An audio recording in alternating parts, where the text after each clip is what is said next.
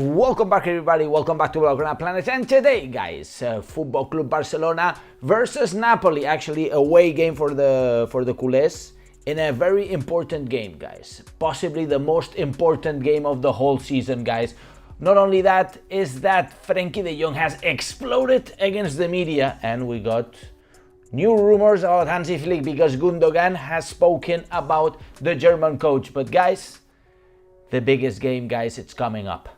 This is the most important game for Football Club Barcelona, and we are on a roll, guys, because we are building some momentum despite the difficult times of the team, despite Xavi leaving at the end of the season. I believe that Barcelona is arriving better than Napoli, which is not too hard, guys. Actually, not too hard, because the truth is that Napoli is in a very tough situation this season. The truth is that Napoli is in the mid-table. Let's look at the let's actually look at the table here of the Serie A. We can see Napoli sitting in the 9th position. And not only that, guys, not only that, the good news is that they have recently fired their coach. Literally in the last hours, they fired their coach Walter Mazzarri, and it's the third coach that they appoint during this season. The new coach, guys, is gonna be Francesco Calzona. In fact, a coach that has some history with Napoli and was in fact the coach of Slovakia, if I don't get it wrong, during the Euros,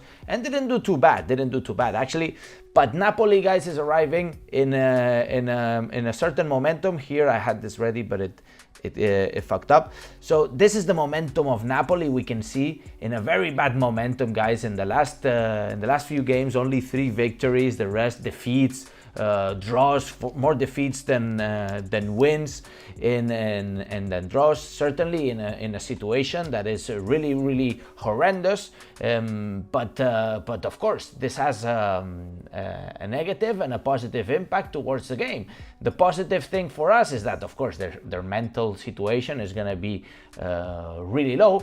But of course, the bad thing for us, I'd say, the good thing for them, is that they're going to put all the eggs in the Champions League basket. Pretty much similar, guys, to what Barcelona is going to do. Because if we look at Barcelona's momentum, this is it. It looks much better, right? I mean, 6 victories and 3 defeats, only 1 draw. Much better than Napoli, which is kind of a disaster. I think that Barcelona has a bigger chance of winning the game. At the end of the match preview, I'm gonna give you my percentages. I believe that we can certainly go through. And what are the lineups gonna be? Well, I think for Napoli, this is gonna be the lineup 4-3-3, of course, with the uncertainty of the new coach, which is gonna be the first game for the new coach, and maybe we can see something unexpected. But what is for sure that Osimhen is gonna be playing, probably Kvaratskhelia over there, maybe Kvaratskhelia on the right hand side. I'm not sure exactly. Politano, I think of course Osimhen, we should be very careful with him. He's coming from the Copa Africa, not in his best moment, but certainly on the headers, he's possibly one of the best players in the world. Careful with Lobotka, with Anguissa, with arrivals from Anguissa. With Lobotka, guys, we must not underestimate Napoli despite their bad situation, because Napoli last year they won the Serie A, and you know, the team is not far from that. I mean, at the end of the day, they didn't change too many players. What is for sure is that they're gonna be really fast over 3. The top 3 are really quick, and Barcelona's defense certainly hasn't been too good during the season. So careful with this, of course, with the race of the midfielders, which also add up into the attack. But we have opportunities. For example, Mazzocchi here normally tends to be more of an attacker, so similar to Cancelo. You know, Cancelo is a defender, but at the end of the day, he acts more of an attacker. And here's where players like Lamine Yamal can make some damage. As Mazzocchi attacks, he will leave a lot of space here on the wing, and this is of course something that Lamine Yamal can take into account. I believe that Barcelona is gonna go with the 4-3-3. Of course, in defense, despite having Koundé in a very low situation, very low level, I expect Koundé, Araujo. I see some improvements for Araujo. I'm I'm going to bet on Íñigo Martínez rather than Cubarsí, because Cubarsí, guys, come on, 17 years old, playing in a Champions League game. You have Íñigo Martínez there. We gave him some minutes here and there.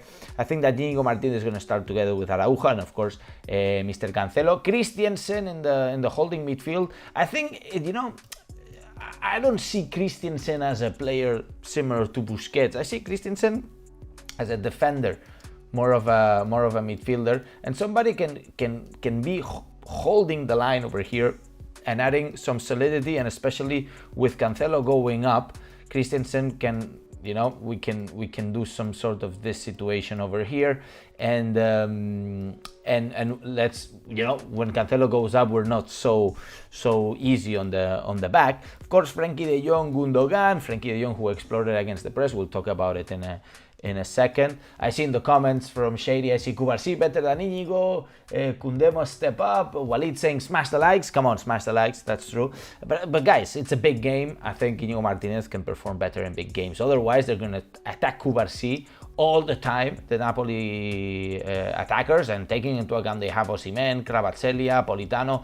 I'm not going to risk it with Cubarsí. I play Íñigo Martínez. On top, Pedri, Lewandowski, Lamine Yamal. Of course, we don't have many options. Ferran Torres, Joao Felix injured. Of course, you do have Victor Roque. I don't expect Victor Roque to start. I didn't see Victor Roque too well in the last game. Of course, he's starting, But yeah, Lamine Yamal, you can maybe add Rafinha here and there, but I think that Pedri is going to give him some stability. Lewandowski as well is a born leader, as Xavi was saying in the press conference. I think that Lewandowski, we can see maybe a little bit of a wake up, from Lewandowski, but I wouldn't hype up things too much. I hope that tomorrow he shows up and he scores at least one goal. Guys, let me know what are your match predictions, because I'm gonna let you know right away what is my prediction. In fact, for the whole leg, right, I think that the possibilities of Football Club Barcelona going through are 60%, guys. 60%, not too much. Of course, Napoli is still a strong side. I believe that we're coming up better into the game, but I'm a little bit, afraid, not afraid, but, cautious. The fact that they changed the coach right before the game, it can give them, some sort of a boost, because when you have a new coach, things get shaken up and maybe there is a little boost. But on the other hand side, I think that Barcelona are arriving certainly in a better momentum. Things are starting to work better for us, as I said at the beginning, and we have a better team overall. So there's my 2 grains of salt. Let me know your match predictions in the comments down below, because we're gonna be changing topics, guys, because I think that we must put some respect on the name of Frenkie de Jong, who has been taking a beating in the last years with the rumors of his salary, the rumors of his possible transfers to Manchester United. Now they talk about PSG. Well, Frenkie de Jong today talked on the press, and he was not happy, guys. He was not happy. In fact, he was very pissed off. This is what he said when asked about his future. He said, "The truth is that I'm a bit pissed off with what you people write in general." A message towards the press, of course. And he says, "A lot of things are coming out as true as are coming out that are not true. It's irritating me," right? So a lot of things coming out that are not true, that are irritating the player. He went on by saying, "What you say about my salary is very far from reality." Guys, the press was saying that he was earning 40 million euros, okay? Figures have been invented that are not true. I am very happy at Barça and I hope to continue playing here for many, many years, guys. It is true. The truth is that a lot of times, guys, there are news talking about the salaries of the players, guys.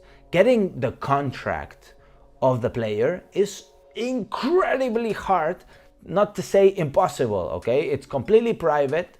Of course, it's even against the law, sharing the numbers. So when you see an article about the salary, guys, it's literally the journalist making up some numbers, creating a hypothesis.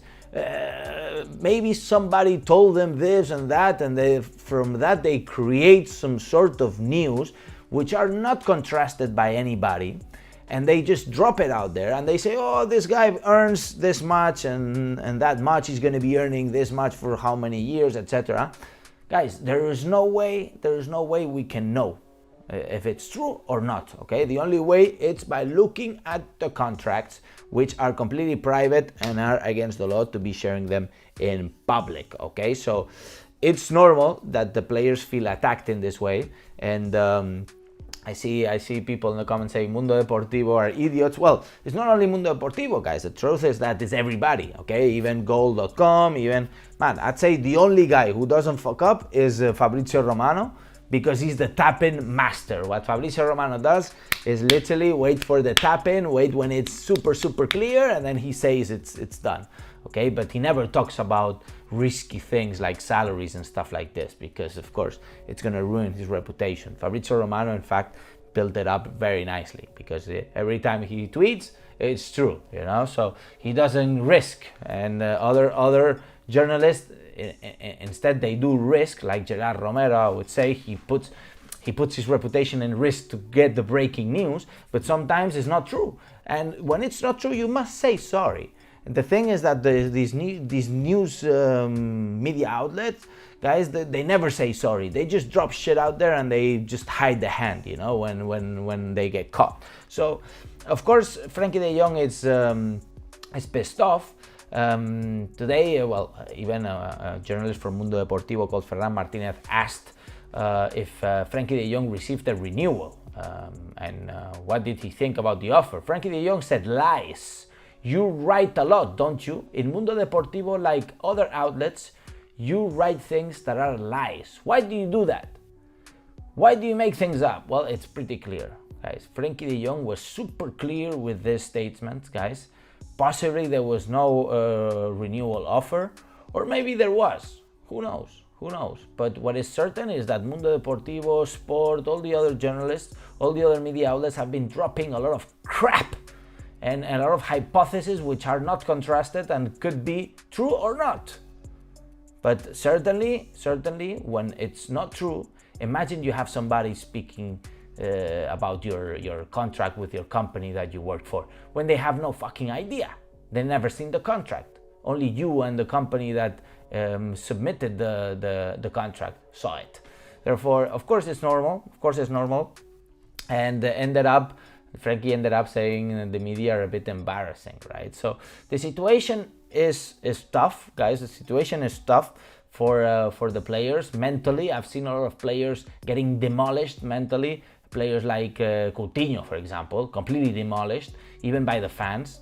And a lot of players have to even go to the psychiatrist, and get like some treatment, mental treatment, just to get their hopes up, just to get their mentality up, and in order to keep on playing at the level that they should be playing, because the pressure is insane, guys, insane.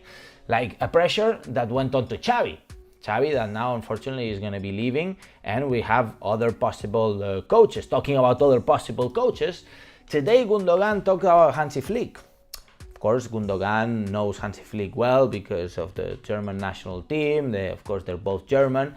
And Gundogan said, it's not my area, but all I can say is that Hansi Flick is not only a great person, but also a great coach. He arrived in the national team in a very difficult situation, but he was always honest, and I respect him a lot. Well, just a little message towards Hansi Flick. Nothing special, guys.